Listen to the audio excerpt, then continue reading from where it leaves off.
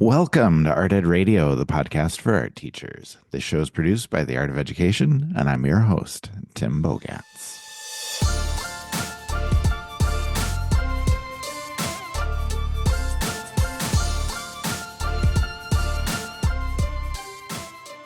All right, welcome to the show, everyone. Today, we are going to be talking about a lot of things that have been on my mind lately.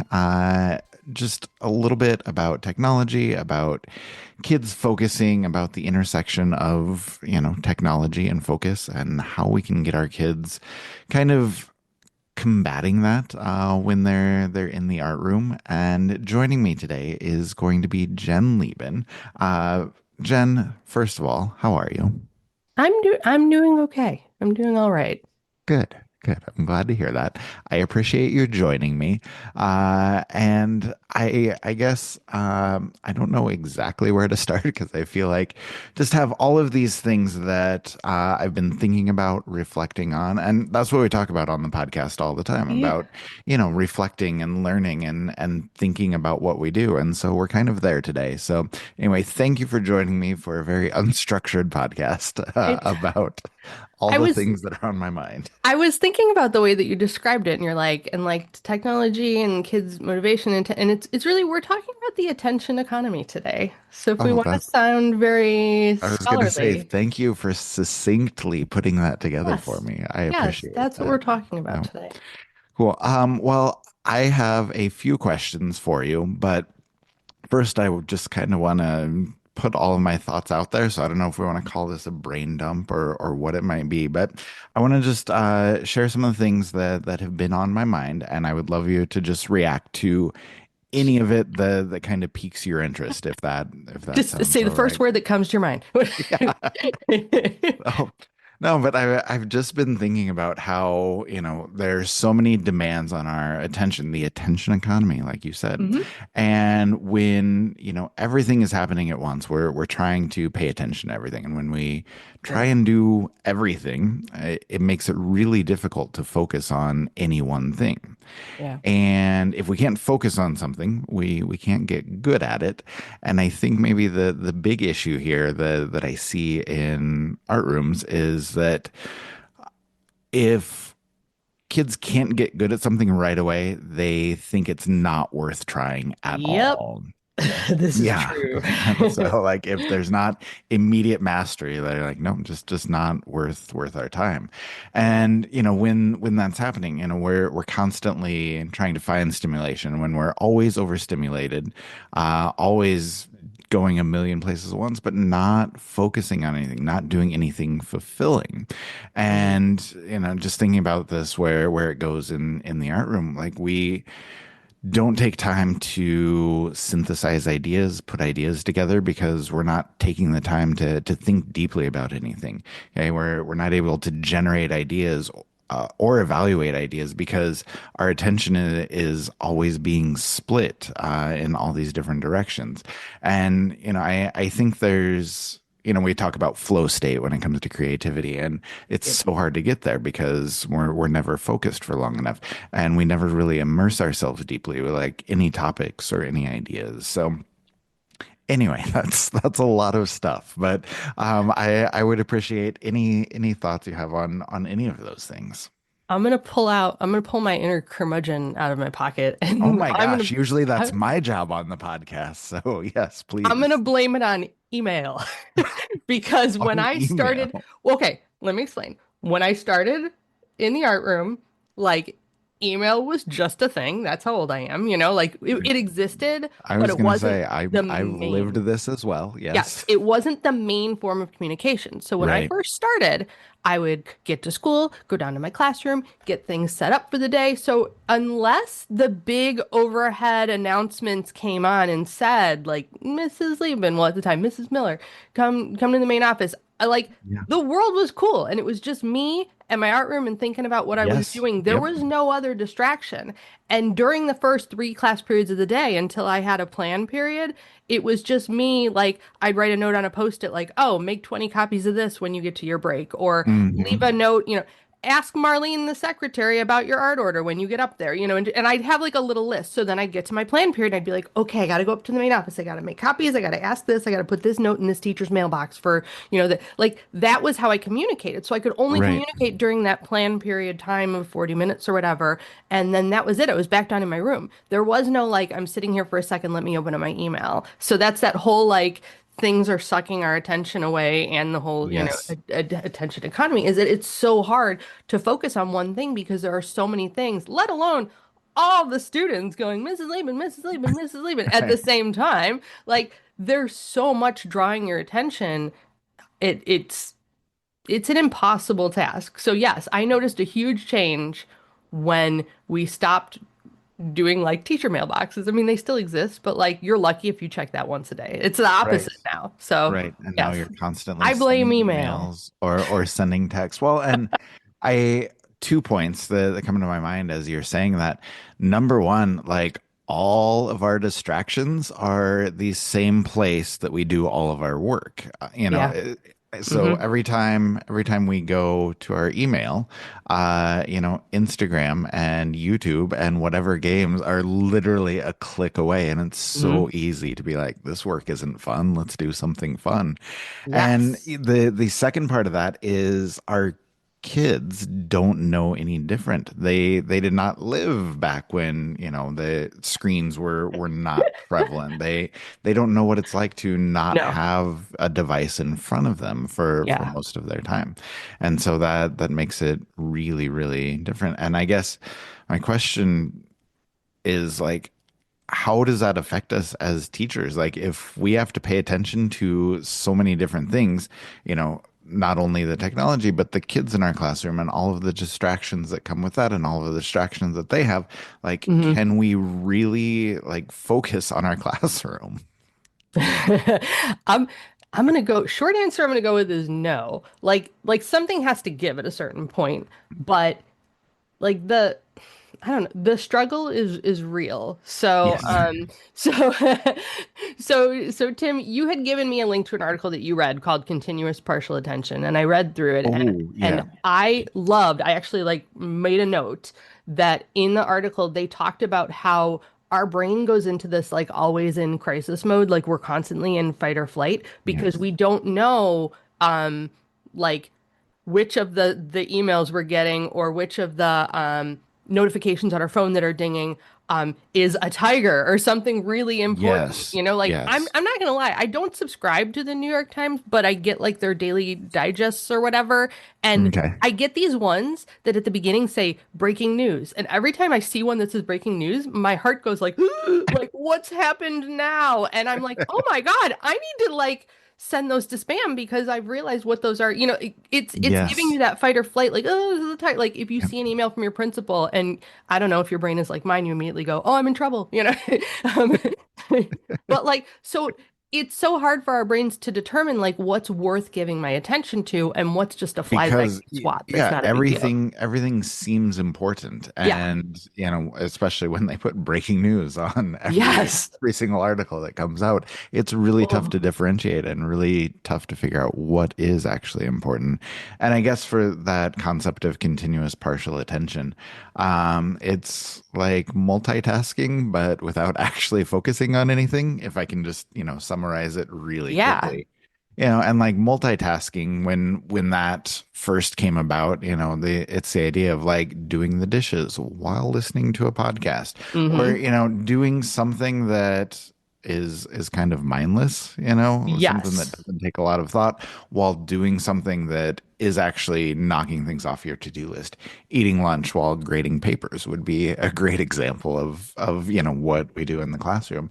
But it's kind of evolved to the point, and I guess continuous partial attention is not a new concept, but it's fairly new to me.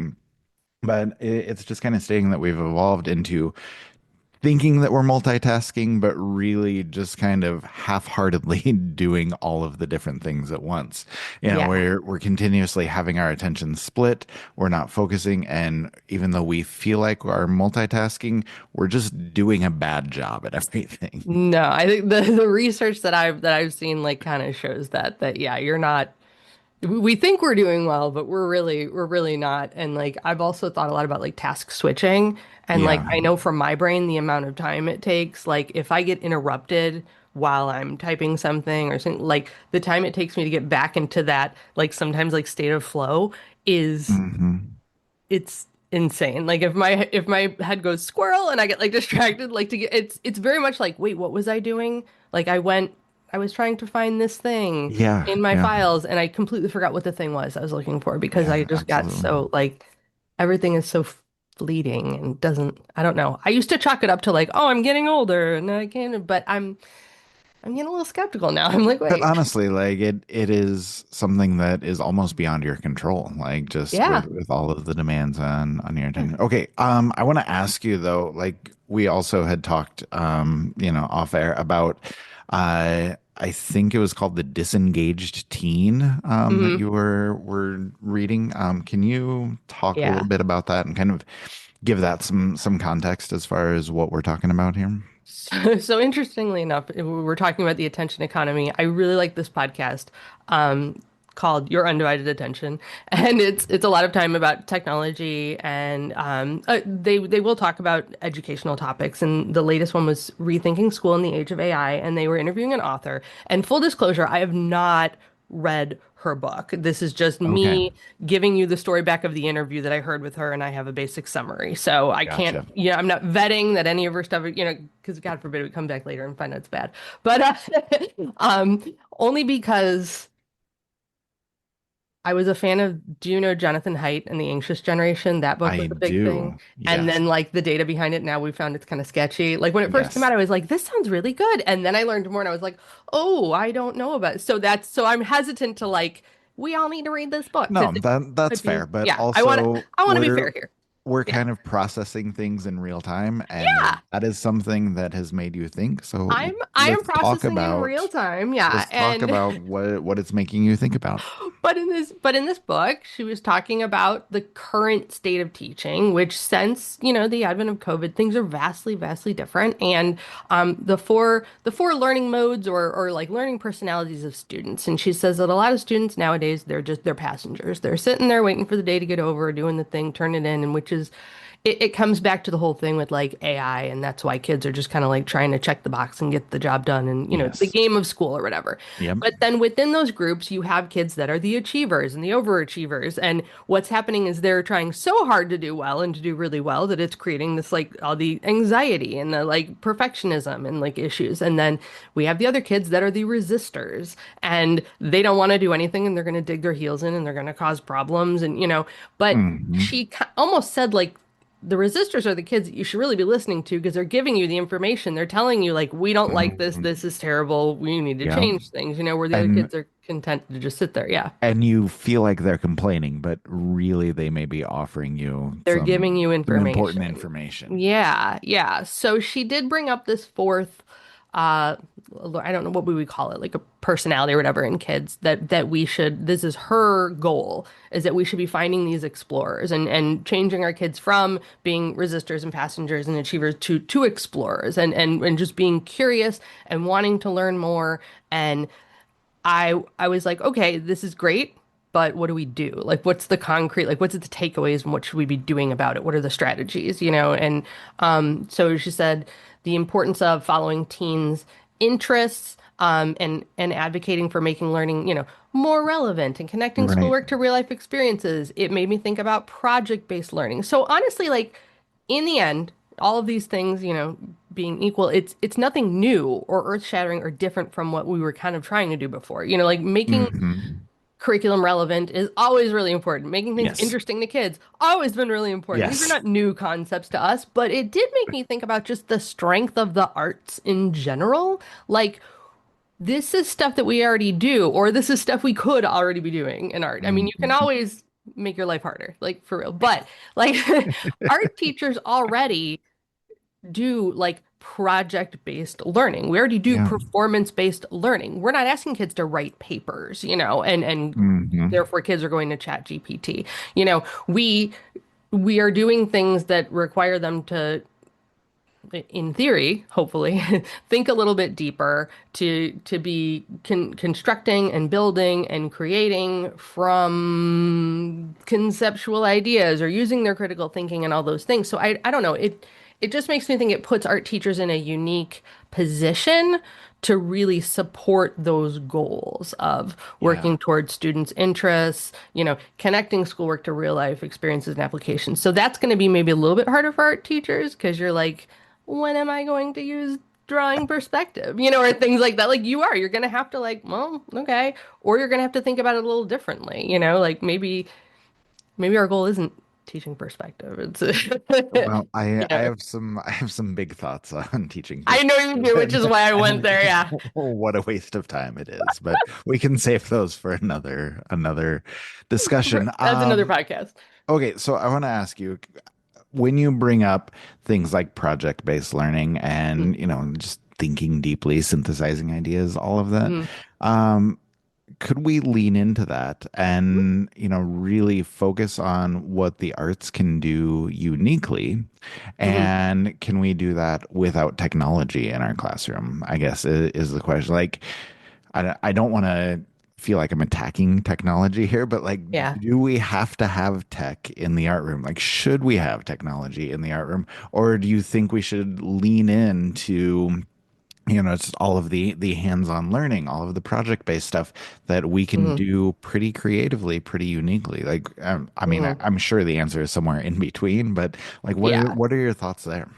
Yeah. I mean, there's something to be said for like not having technology like as time goes on and I'm a big tech fan. Like people that know me know like Obviously, you're yeah. gonna have a hard time getting me to Yes. say like tech.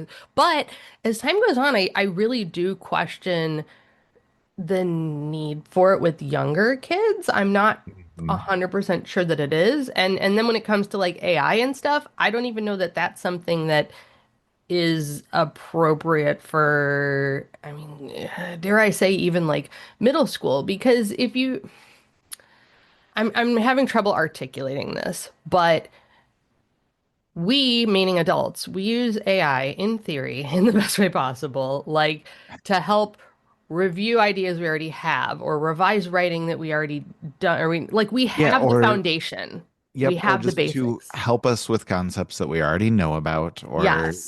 things that we have learned in the past. It's not replacing Yes. our learning.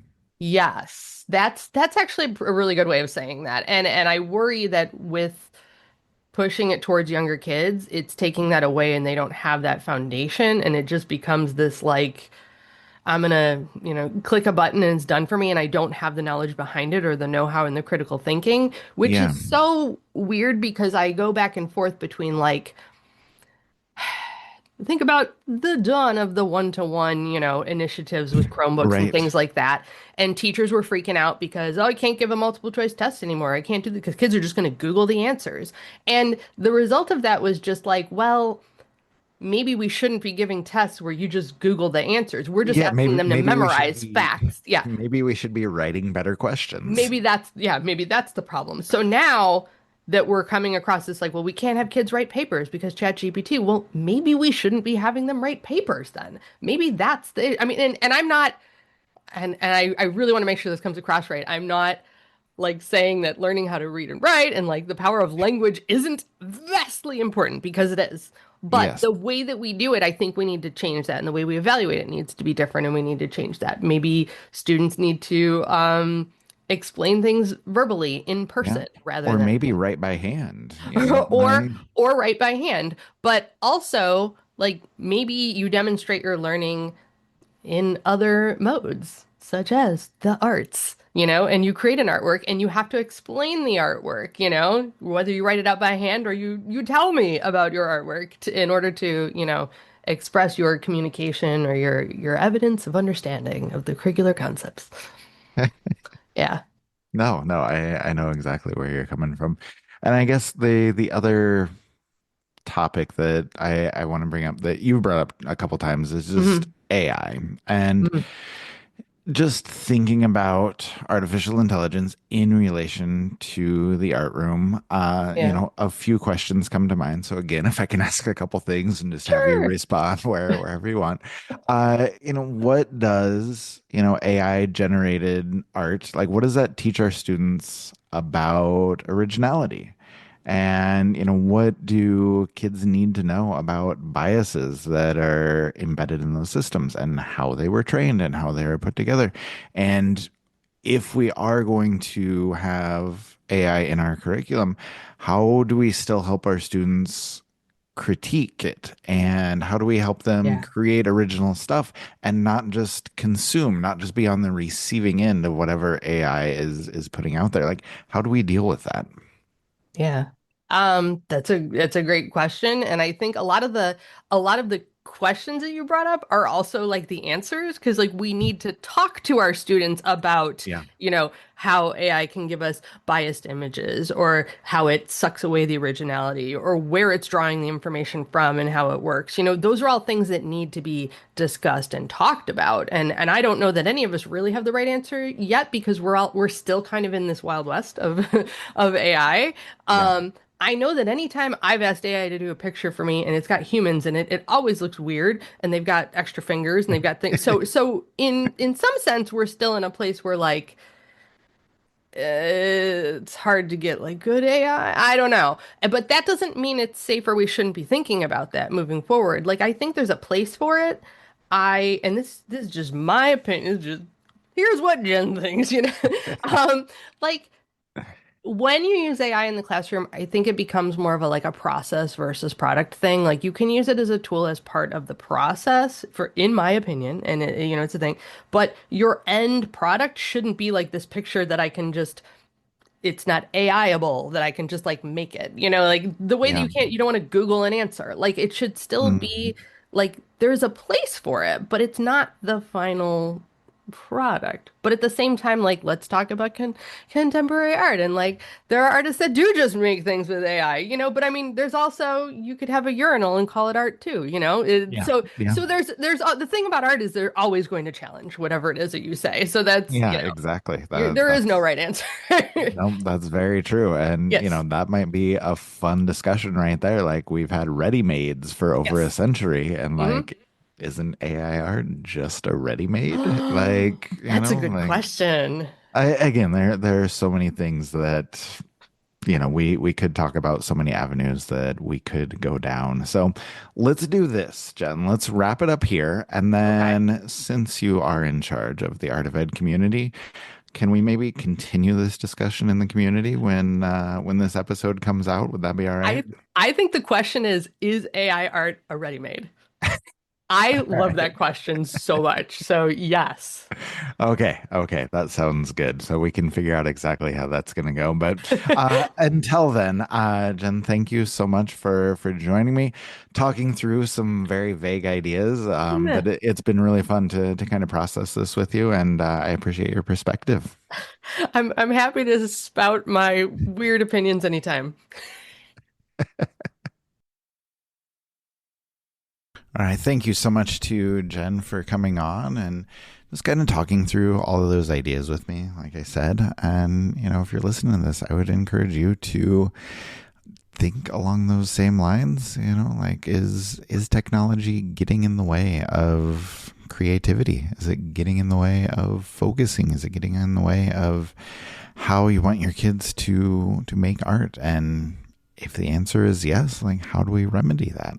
I don't know. I really don't have the answers, like we said, but I do think it's important to think through and talk through these ideas. And to that point, we'll put together some links for you if you want to explore anything more that we chatted about. I mentioned that article about continuous partial attention. It's kind of a short summary, but I think it's worthwhile. We can link to the podcast that Jen was listening to and talking about with the disengaged teen and the four learning modes and all of that. So definitely check out those ideas. And again, we'll post some things in the Art of Ed community, and we would love to kind of continue the discussion there. I would love to get people's thoughts. So if you're not a member, we'll link to the community. Come join us. And if you're already in there, come join the discussion. We would really appreciate hearing from you with any of those things.